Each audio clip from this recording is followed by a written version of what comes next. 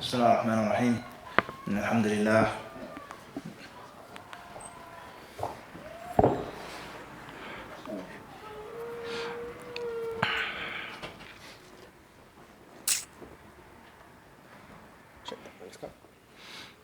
طيب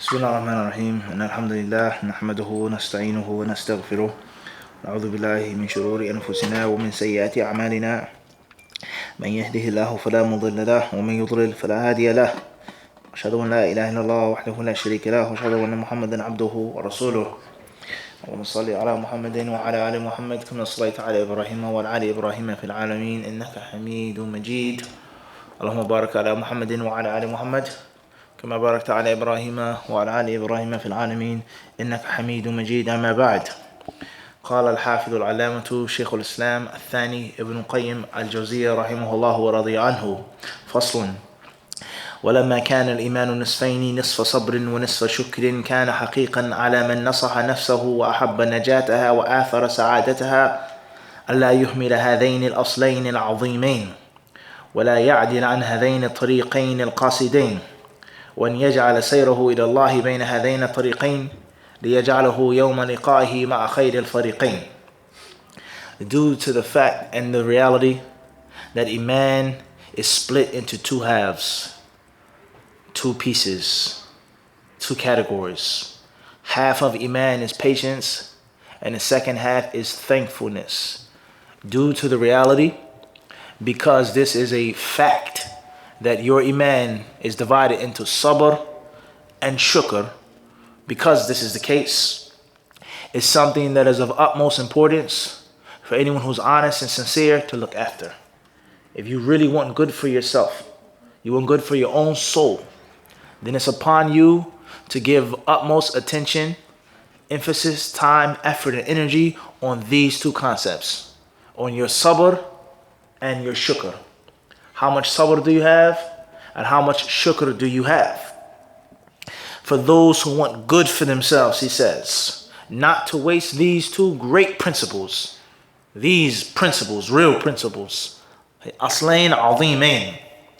He says, and not to lose focus, not to lose sense of direction, a sense of purpose, not to become complacent and laid back, and looking after these two things with regards to your life on a daily basis. When you wake up in the morning, when you go to sleep at night, when you eat, when you drink, when you go through a trial, a tribulation, your iman is high, your iman is low, in the masjid, outside of the masjid, you're going to be between one of these two things, sabr and shukr.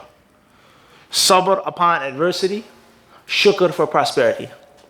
Sabr upon prosperity and shukr upon adversity, the opposite as well. Being patient when Allah gives you something good. Allah gives you a nice car, what are you going to do with it? You can go drive and do haram. You can go to haram places easily. The haram will come to you just because of your car.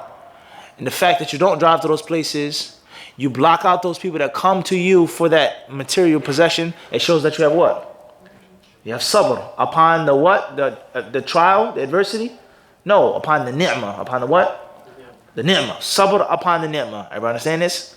When something happens to you, you crash your car, you total your car, that was nice, but it was a fitna for you. You say, you know what, alhamdulillah, that car was no good for me anyway. Maybe everybody might not say this, but some people may will. This car brought me what? Nothing but problems from the moment that I got it. It was a headache. It was unnecessary. It was extra money. It was extra weight. It was making me stuck up. It was making me feel a certain way, look a certain way. Alhamdulillah, I lost this thing. It's not in my pocket anymore. Because when I carried it around, it made me feel a certain way. Everybody understand this? Sabr and shukr. No matter what you're doing in the deen and in the dunya. He says, and it's also upon those who are sincere to themselves and want good for their own souls in hereafter to make their sayr, your journey towards Allah, the trip that each and every one of us is making every day. When a day goes by, every tick, that's a step closer to Allah subhanahu wa ta'ala. Some of us move slow. Some of us may move quickly, swiftly. Some of us in the middle. Some of us don't even have the idea that we're traveling to Allah subhanahu wa ta'ala. He says the slave who is sincere to himself, honest to himself, who wants good for himself, happiness in this life and hereafter, he must make these two principles the apple of his eye with regards to traveling to Allah subhanahu wa ta'ala. And for this, or the reason behind this is, on that day, he will be from the best of the two parties. فَرِيقٌ فِي الْجَنَّةِ وَفَرِيقٌ فِي السَّعِيرِ. As Allah says, a party in paradise and a party in the fire. A group in Jannah and a group in the Nar. Which of the two will you be in? Which of the two will you be amongst? If you want to know, if you want to have an idea, if you want to hope for something, bi'idhnillahi ta'ala, then gauge and measure what? How many things? These two things. Sabr and shukr. فلذلك وضع هذا الكتاب للتعريف لشدة الحاجة أو بشدة الحاجة والضرورة إليهما وبيان توقف سعادة الدنيا والآخرة عليهما فجاء كتابا جامعا حاويا نافعا فيه من الفوائد ما هو حقيق أن يعض عليه بالنواجذ وتثنى عليه الخناصر ممتعا لقارئه مريحا للناظر فيه مسليا للحزين منهضا للمقصرين محرضا للمشمرين. For this reason, that brief introduction that I just gave you is why I wrote this book. This is the purpose why I wrote the book. Now the question is, Alameen, did Ibn Qayyim rahimahullah, we didn't say what book it was yet. Did he write the book and then write the introduction? Or is he writing the introduction first and everything that he wants to talk about, explain, and mention is where? No. In his head. Which of the two? Everybody understand this? The greatness of this? He's saying, I wrote this book for kada reason. He then explains the book. He says, before we come back to it, he says here, for this reason I wrote this book, because of the extreme need. He says, shiddat al-haja wa durura. The extreme need, that everyone needs to these two things. Everybody. He says, and the fact that happiness in this life and hereafter rests at these two principles, sabr and shukr. He says, rahimahullah, so therefore this book, he says, jami'an hawiyan, is comprehensive, it's exhaustive, it's swollen.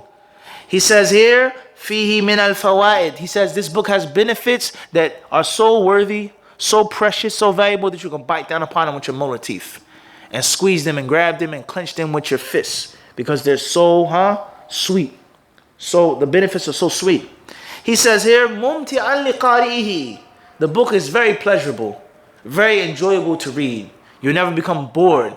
You never want to put the book down. You become addicted to it once you start reading this book of mine. Ibn Qayyim, he says, murihan lin-nadhiri fi, and it will give all types of pleasure, rest, and relaxation to the reader. He says here, musalliyan lil-hazin. It is a means of soothing those who are sad, those who are grief-stricken. Munhidan lil-muqassirin. It is a major means of inspiration to the lazy and the lethargic, for the slackers. We would say, those who slack.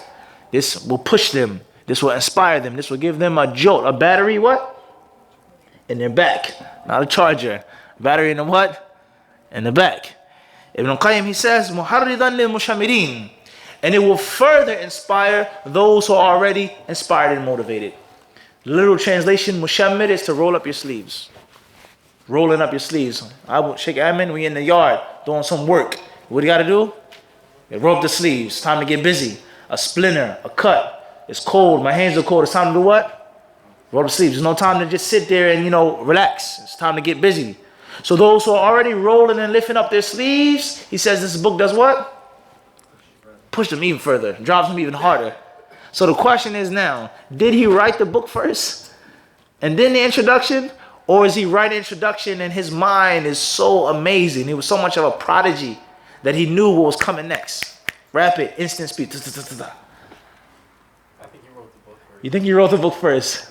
Tahir. What do you think, Uncle Faz? You understand the question, Sheikh? I understand the question. Tahir. He was writing the introduction first. I think he outlined everything in chapter by chapter. Beginning and end. Tahir, what you think, Khalid? I don't know. What you think, Sharif? I think he wrote the book first. You think he wrote the book first? What do you think I would say? Introduction first. What makes you say, why would he write the introduction first and then have everything in his head? What would make you say this? To open you up. Sorry. something else. No, you answered in the negative. Khalas, you can't switch your madhab. You voted already. What about his teacher, Ibn Taymiyyah? His teacher, his master. How did he learn from him? How he was influenced from that man that would do the same thing. He would write the introduction, fulan, such, and then he would quote everything. Because he knew everything what he was going to say. Not just memorized it, but he knew what? There's a difference between having good memory and having rapid processing of information. You're 2-3 moves before the thing happens. Everybody understand this? Everything's moving fast and it just slow downs in your mind. We're talking about sakina, the gift, the talent that Allah had gave him, let alone his connection with Allah, let alone reading and studying and memorizing every single day, all day. Everybody understand this? So he was given this gift and this ability to make a tremendous book that we study 1,000 years later. Not 1,000 years, he died, but many years later. Everybody understand this? Everybody clear on this? So that which is clear in Allahu Alam, it seems as if he wrote the introduction first. Because of his amazing ability, just like his Sheikh Ibn Taymiyyah. They wrote books between Maghrib and Isha. They wrote classic works between Maghrib and Isha. Ibn al-Qayyim, he wrote Zad al-Ma'ad, provisions for hereafter. He said he was on the back of a horse or a donkey, traveling from Sham to Hijaz to go make Hajj.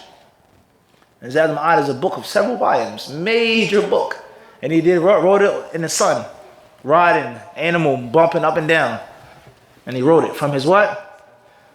His memory, whether it's in the heart or the head or both. Everyone understand this?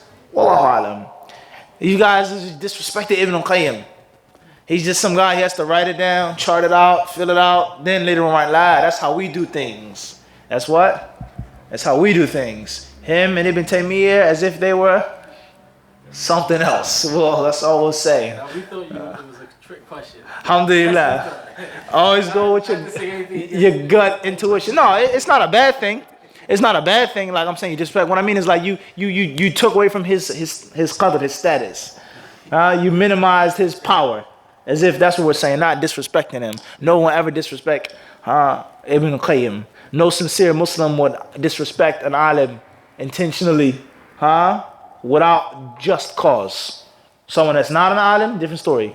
Someone that you don't consider an alim, someone that you feel is a fasiq, so that's a different story. But a true, pure alim that works for Allah, no true, sincere Muslim would just take a shot. Everybody understand this? Khair inshallah. Moving forward, he says, مشتمل على نكت حسان من تفسير القرآن وعلى حديث نبوية معزوبة إلى مظانها وآثار سلفية منسوبة إلى قائلها ومسائل فقهية حسان مقررة بالدليل ودقائق سلوكية على سواء السبيل وذكر أقسام الصبر ووجوهه والشكر وأنواعه وفصل النزاع في التفضيل بين الغني الشاكر والفقير الصابر وذكر حقيقة الدنيا وما مثل الله ورسوله والسلف الصالح به والكلام على سر هذه الأمثال ومطابقتها لحقيقة الحال وذكر ما يذم من الدنيا ويحمد وما يقرب منها إلى الله ويبعد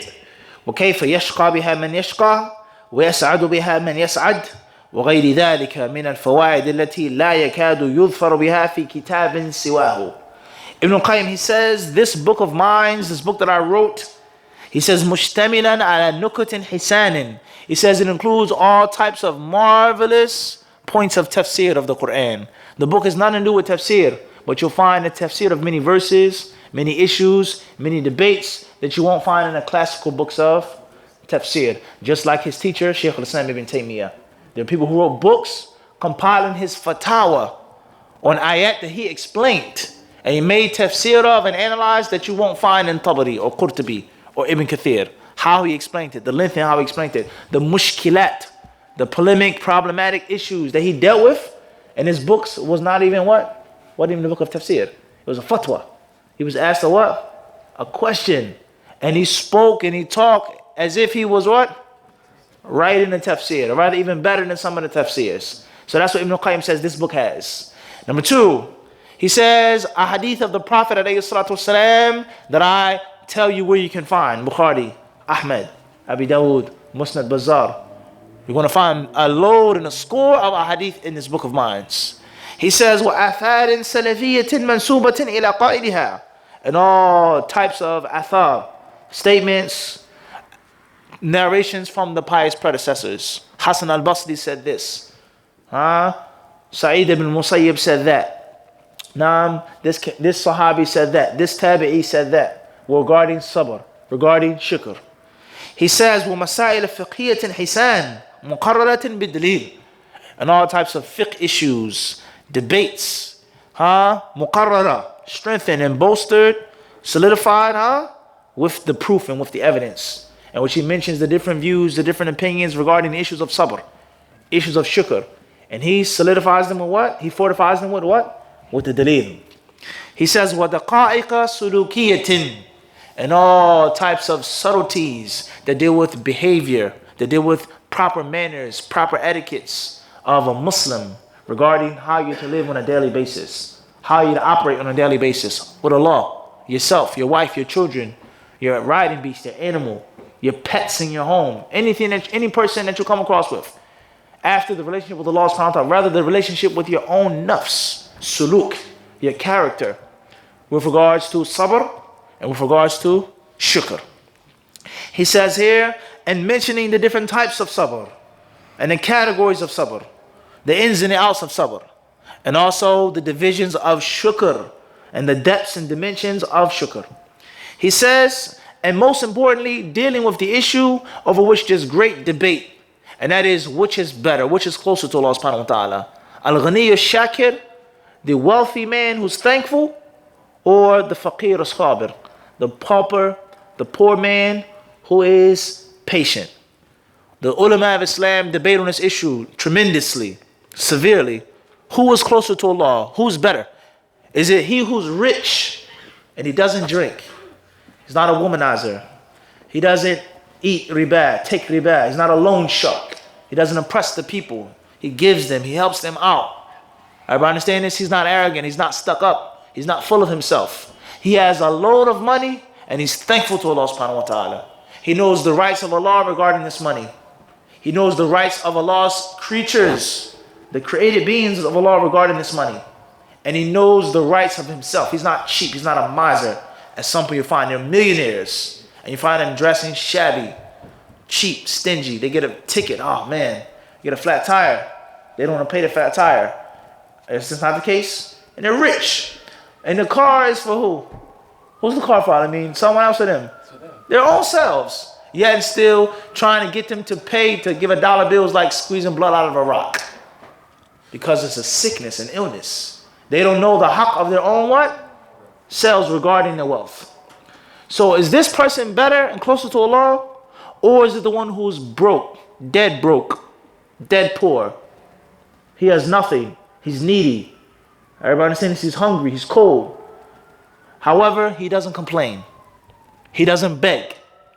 He doesn't go to the people as if they're Allah. Please help me out. Please give me. Please take care of me. I need sadaqah. Can you please? He doesn't do these things. Rather, you may not even know that he's poor. He says, Alhamdulillah. He has a piece of bread, a couple of dates for his kids. Alhamdulillah. He's happy. He's content. And he knows that the dunya is quick and fast. And there's a meeting with Allah subhanahu wa ta'ala. And Allah decreed me to be poor. And if he will, he will give me what I wanted and what I needed. So which of the two is closer to Allah subhanahu wa ta'ala? Everybody understand the issue? From one aspect, it's clear that the one who has the wealth and is thankful is major. Because it's difficult to have that type of money and to be humble. And at the same time, he who has nothing but he doesn't complain. He still makes the salah. He still prays. He still fasts. He does all of his obligations. Rather, he gives sadaqah. And he only has a little bit. And you'll find this in many third world countries you go to, in which the people are very poor. The income is very low. The average income of the family is very, very low. Yet and still, if you went to their homes, if you went to their houses, they would treat you like a king. And they will offer you the best of the food that they had. They would take their savings. They may even go into debt. They may borrow something just to bring you the best food and the best meal that they can prepare. Are we making this up, I mean? It's a reality. Yet and still they have what? Little to nothing. But when you come over, ahlan wa sahlan, marhaba. Even though they're poor.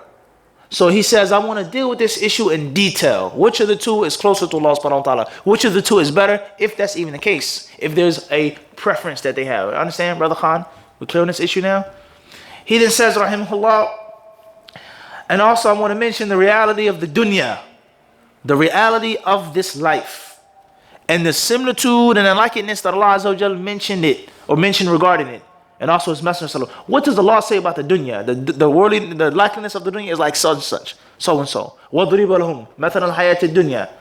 Make an example for them, the similitude of the worldly life. The Messenger of Allah says the dunya is nothing like someone who does this and someone who does that. He says here, and also what the Salaf al-Salih said about the dunya. One of the most distinguishing features of the Salaf al-Salih is that they were zuhad. They had zuhd. Even if they were wealthy, even if they had a lot, they still had what? Zuhd. Because zuhd has a meaning. Zuhd doesn't just mean to be poor. Doesn't mean to be tattered and shaggy and no, doesn't mean that.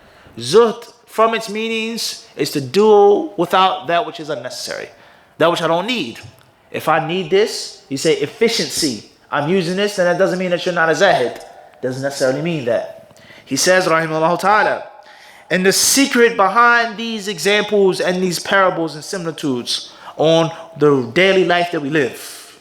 He says, and that which is condemned from the dunya, and that which is praiseworthy from the dunya. Everything in the dunya is not bad. Everything about money isn't bad. Everything about status isn't bad. He says that which is bad and that which is good. That which leads to Allah subhanahu wa ta'ala and that which sends a person remotely from Him subhanahu wa ta'ala. And how a slave is miserable in his life and how a slave is happy. He says, وَغَيْرُ ذَلِكَ, and all other types of fawaid that you'll barely find in another book. Ibn Qayyim is basically patting himself on the back. He's blowing his own horn. He's praising himself here. Not out of arrogance and boasting, but he's saying, I know what I put in this book. And it's even more dangerous if he didn't write the book yet. Everybody understand this? It's even what? It's even more dangerous if he didn't what? If he didn't even write the book yet. All of this is what? Coming, flowing. Everybody understand this? This sand right here, the sand doesn't think. It just does what? It falls down. Everybody understand this? Your memory is not to what? When you read in German, not to what? Don't think, just what? Let it flow naturally. Ibn Qayyim, he then says, and we know that this is a very important issue in Islam. It's permissible to praise yourself in a time of need. And it's permissible to mention about your work if you know the work that you put in it. Everybody clear on this? He says, وَذَلِكَ مَحْضُ مِنَّةِ اللَّهِ عَلَى عَبْدِهِ وَعَطِيَّ مِنْ بَعْضِ عَطَايَاهِ فهو كتاب يصلح للملوك والأمراء والأغنياء والفقراء والصوفية والفقهاء ينهض القاعد إلى المسير ويؤنس السائر في الطريق وينبه السالك على المقصود. He then says, after he praised his book and lauded his book and said the fawaid that you can barely find in another place, he says, and this is nothing more than a blessing of Allah subhanahu wa ta'ala. That's it. So after he went up, he did what? He came back down. My book is amazing. It's awesome. It's all that. Because of Allah subhanahu wa ta'ala. Everybody understand this? It's nothing more than a gift that Allah Azza wa Jal gave me. He says, so therefore it is a book that's good for the kings and rulers. It's not a book just for the poor, for the low, for the mean, for the base and the meek and the weak. He says for the noble, the rich, aristocrats, autocrats, whatever name and title they get. It's a book what? For them. Those who have power, those who have money, those who have influence. And it's also a book for the rich and the poor. And it's also a book for the Sufiya, Ibn Qayyim, he says. It's a book for the Sufis. He says, and the Fuqaha. He says what? Those who have fiqh and those who have ilm. It's a book that takes those who are sitting down and it makes them get up and run.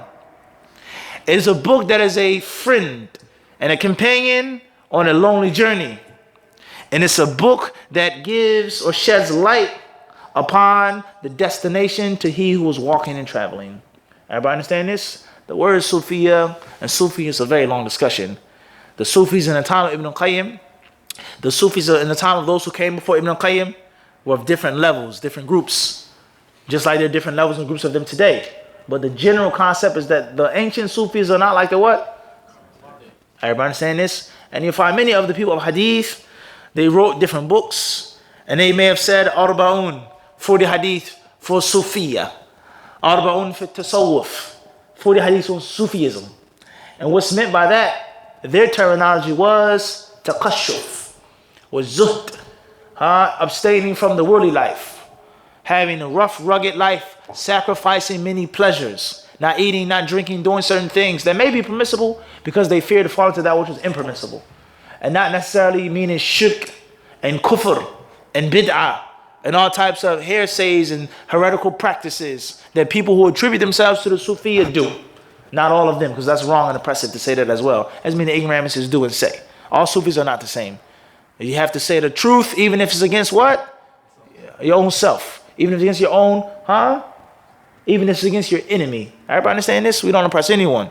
Just like the Rafida and the Shia in the past were different than they are now. Everybody understand this? Or the Asha'ira, those who call themselves Ash'aris. The Asha'ira of the past are different than those who came later on.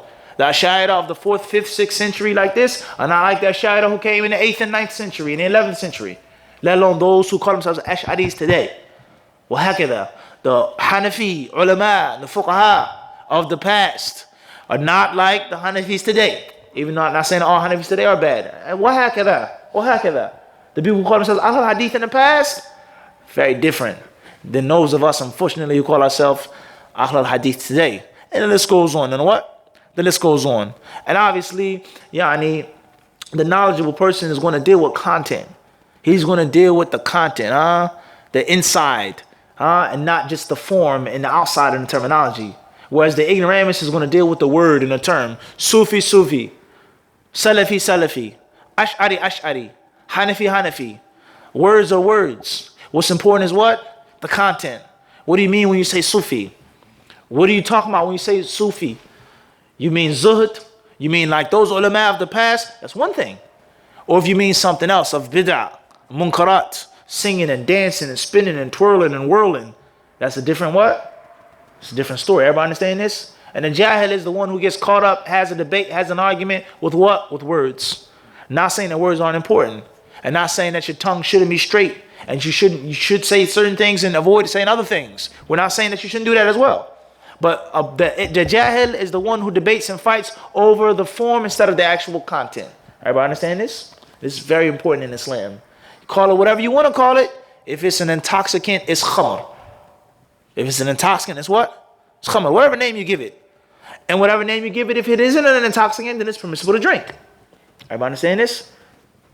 Moving forward, Ibn al-Qayyim, he then says, وَمَا هَذَا فُهُ جُهْدُ الْمُقِلِّ وَقُدْرَةُ الْمُفْلِسِ حذر فيه من الداء وإن كان من أهله ووصف فيه الدواء وإن قصر عن تناوله لظلمه وجهله وهو يرجو أكرم الأكرمين وأرحم الراحمين وأن يغفر له غشه لنفسه بنصيحة لعباده المؤمنين. الله أكبر. Ibn al-Qayyim then says some golden words. He says, despite everything that I mentioned about this book, what's in it, who's it's for, so on and so forth, he says, Juhdul Muqil. He says just a small, simple, humble work. It's an effort by someone that doesn't have a lot. He says, Qudratul Muflis. He says, it's the charity of the bankrupt. It's not a lot of money. It's not a what? It's not a lot. But it's the best that I can give. He says here, in this book, the author warned from the sickness, even if he's from the people who have the sickness. Everybody understand this? Ibn al-Qayyim. He says that the author is warning from the spiritual illness, even though he's what? In his view, in his humble view. Everybody understand this? Look at this great alim, this great mujahid, how humble he is. He says here, he has given the prescription. He has wrote it down, telling you what to take, how to take it, even though he can't take the medicine himself because of his ignorance and his dhulm, his wrongdoing. And despite all of this, he hopes for the mercy of Akram al-Akrameen, the most generous of those who are generous. وَأَرْحَمَ الرَّاحِمِينَ, and the most merciful of those who show mercy. He asks him to forgive him for cheating himself. Allahu Akbar. He says he's a cheater because he gives nasiha to the people and he himself still sees himself to be what? Falling into it. Everybody saying this? I'm saying about the khutbah. This is reality. No one realizes this except for someone who lives this type of life. I teach, I give its answer, fatwa, class, khutbah, kada, kada, kada, kada. What about my what? You have to ask yourself a question if you're a student of knowledge. What about your own soul? What about your own nafs? So if you're constantly reading things like this on a daily basis, how are you going to be arrogant and stuck up? and conceited and full of yourself. And this person who has so much more knowledge than you, this is how he spoke about himself. Ibn al-Qayyim, he then says, فَمَا كَانَ فِي الْكِتَابِ مِنْ صَوَابٍ فَمِنَ اللَّهِ وَحْدَهُ فَهُوَ الْمَحْمُودُ الْمُسْتَعَانُ وَمَا كَانَ فِيهِ مِنْ خَطَأٍ فَمِنْ مُصَنِّفِهِ وَمِنَ الشَّيْطَانِ وَاللَّهُ بَرِيٌّ مِنْهُ وَرَسُولُهُ. He says, so anything in the book that's good is from Allah alone without any partner. Any khair, any faida isn't from me and my pen, it's only from Allah subhanahu wa ta'ala.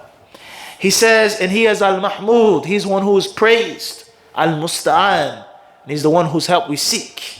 And any mistake or error, then it's from the author and from Satan. And Allah and his messenger are free therefrom. It has nothing to do with Islam. وهذه بضاعة مؤلفه المزجاة تساق إليك وسلعته تعرض عليك فلقارئه غنمه وعلى مؤلفه غرمه. He says, so this is the best that I can do. It's my humble, simple presentation. The good you reap, the bad is upon the author. Then he goes on to say, وَقَدْ جَعَلْتُهُ 26 بَابًا وَخَاتِمًا. He says here,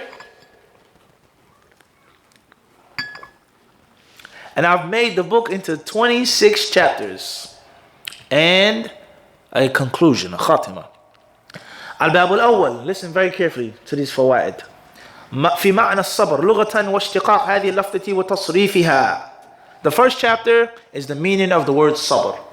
What does the word sabr mean? What is it derived from? What is the original concept of the word sabr in the language of the Arabs? Al-Bab al-Thani في حقيقة الصبر وكلام الناس فيه. He says, speaking on the reality of sabr and what the different people say about it. The people of Hadith say this, the people of Sufiya say that, the people of this group, the Jews, the Christians, the theologians, the mushrikun. What do the people say about what? Sabr. And its reality and its depths and its dimensions. Al-Bab al-Thalith, the third chapter. في بيان أسماء الصبر بالإضافة إلى متعلق أو متعلقين. He says the third chapter is regarding the names and titles of sabr when it comes to how it's practiced. When you make the salah, when you make hajj, it takes sabr, but is it always called sabr? Everybody understand this? Being patient upon the painful things that happen in life that Allah decrees and the people that these things fall upon and happen to. Is that called sabr? Ta'ah, qana'a, everybody understand this? He says, Al-Bab al-Rabi' في الفرق بين الصبر والتصبر والاستبار والمصابرة. The fourth chapter is regarding the difference between the following terms. Sabr, at-tasabbur, as we mentioned Hadith Abi Sa'id, وَمَنْ يَتَصَبَّرْ يُصَبِّرْهُ اللَّهُ. Sabr is one thing. Tasabbur is one thing. Al-istibar and musabara, different words in Arabic. I have natural patience. I'm attempting to be patient. I'm enforcing patience. I'm enjoining patience. إِلَّا الَّذِينَ آمَنُوا وَعَمِلُوا الصَّالِحَاتِ وَتَوَاسَوْا بِالْحَقِّ وَتَوَاسَوْا بِالصَّبْرِ. Everybody understand this? Different words now. Having patience is one thing. Enjoining patience is what? Another thing. Al-musabara. All of us together being patient is the difference. He says, Al-Bab al-Khamis في أقسام الصبر باعتبار محله. He says the types of sabr when it comes to who is practicing the sabr. Sabr of Allah. La ahad asbar min Allah. No one is more patient than Allah. The slave who is patient. Wallahu yuhibbu sabirin. وهكذا. How many types of patience are there? Does Allah have 3 types of patience or just one type of patience? Does the slave have 3 types? Everybody saying this? The types and the categories of sabr when it comes to the one who is what? Using it, practicing, who has it. He says, Al-Bab al-Sadis في أقسامه بحسب اختلاف قوته وضعفه ومقاومته لجيش الهوى وعجزه عنه. The 6th chapter regarding the categories of sabr concerning its strength and its weakness and concerning the constant eternal battle between it and the army of lusts. Jaysh al-Hawa. How strong your sabr is, how weak your sabr is. Who wins the wrestling match, the grappling match? Who gets tossed and thrown? Your nafs or what Allah Azza wa Jal and His Messenger intend from you. Everybody understand this? You have the chance to look, you have a chance to put your head down. What do? You look, you take a 3rd, 4th look, that means that you what? you've lost the fight. And the army of lust is conquered your nafs at that time. وهكذا. He then says, الباب السابع في بيان أقسام باعتبار متعلقه. He says the 7th chapter is the categories of sabr with regards to that which it pertains to, once again, but a bit different here. الباب الثامن في انقسام باعتبار تعلق الأحكام الخمسة به. The 8th chapter, he speaks on the rulings of Islam regarding sabr. When is sabr wajib? When is sabr recommended? When is sabr haram? You can't be patient in this issue. You have to what? Drive forward. Stand up. Take a stand. You can't be quiet. Say, be patient. When is sabr disliked? And when is sabr something that's just unprescribed? If you want to do it, do it. If you don't want to do it, then don't do it. He says, الباب التاسع في بيان تفاوت درجات الصبر. He says the varying degrees of sabr. Some people, they have sabr. They call themselves patient. You consider them to be patient. You compare them to others, then you say they have no sabr. Just like poverty. You think you're poor in America? You think you're raised and grew up in poverty in America? It's nothing until you travel to other countries and you see true poverty. People with nothing to eat, nothing to drink, nothing to wear. And they say, wow. So there's levels, huh? There what? There's levels to sabr. Not the categories, but what? Levels. الباب العاشر في انقسام الصبر إلى محمود ومذموم. Chapter 10. The categorization of sabr concerning that which is praiseworthy and that which is blameworthy. Sometimes it's bad to have sabr, and sometimes it's a good thing. الباب الحادي عشر في الفرق بين الصبر الكرام والصبر اللئام. The 11th chapter is the patience of the nobles and the patience of the peasants, or the wretched, miserable people. There's a difference. In other words, let's say, Nafis, let's say, for example, I walk up to you, right? And I spit on you. Literally, just like that, spit on you. You with me? I spit on you.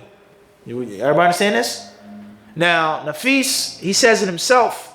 Mufti just spat on me. I can knock him out. I can beat him up. I can do this. I can drag him up and down the street. Or he can say to himself, I can't beat Mufti in a fair one. Mufti would knock me out, beat me up, drag me down the street. So after I spit on him, he has what? The option to do what? Or to be what? Patient. With not retaliating, not cursing, not thrashing out. But the patience depends on what, Yusuf? If he can beat me, there's one type of sabr. If he can't beat me, then it's what? Everybody understand this? I have the ability to strike back. I have the ability to do whatever I want to do, but instead I'm going to what? Let him live. I let him live. Let me from Brooklyn said that. Allahu Akbar. I'm going to do what? I'm going to let him be. I'm going to let him live. That's a magnificent level of what? No doubt. That patience is not the same as he who what? Can't beat me. In other words, he doesn't have a choice but to have some type of sabr. He can strike back, but it's going to be an act of what? Foolishness. It's going to be an act of what? You got this, Nafis? You taking these notes? Everybody clear on this? And this is very important. It applies. This is an example. This is what? An example. This applies to any aspect of life. Those who have the ability to be arrogant. Arrogance is bad. But if I was arrogant, at least I would have a reason to be what? Arrogant. I got money. The arrogance of the poor man. You have nothing, and yet still, it's even what? It's even worse. Everybody understand this? And the same applies to the sabr. The sabr is even better for the one who has the upper hand. Kiram. Noble. Everybody understand this? I'm not even going to worry about you. It's all right. No, it's no problem. But if I wanted to know for sure that I would what? Everybody clear on this? So there's a difference between the what? Between the two. This is a very important concept here. Allah is patient not because of what? Weakness. Everybody clear on this? And this goes to show you how the true strength, the true strong man, the powerful man is he who controls himself. Because if I wanted to, I could do A, B, C, but I'm not. Because I'm stronger than you. I have control over my nafs, whereas you don't. Not saying any less somebody spit on you. Right, moving forward. He says, الباب الثاني عشر في الأسباب التي تعين على الصبر. Chapter number 12. The things which help you to practice sabr. Reasons behind getting more sabr, having more sabr, and solidifying the patience that you already have. الباب الثالث عشر في بيان أن الإنسان يستغني عن الصبر في حال من الأحوال. في بيان أن الإنسان لا. He says concerning the fact that a man can never ever do without sabr anytime. And similarly a woman. These are only 13 chapters from among how many? 26. We ask Allah Azza wa Jalla to allow you, brothers and sisters, to have the ability to read those remaining 13 chapter headings along with the rest of the book. The book is not in English. There are small snippets and pieces of the book that have been put in English years ago. There's a book called From the Islamic Psychology, Patience and Gratitude. The book was translated years ago. A small paperback book, a blue and a black cover with the trees in the background. I don't know if any of you ever seen this. Years ago, the book was being put in English. You may find some other articles, some other things online, maybe even more. But the whole original book, I don't think it's been translated. Rather, we didn't even mention the title of the book. هذا وصلى الله وسلم وبارك على عبده ورسوله نبينا محمد وجزاكم الله خيرا.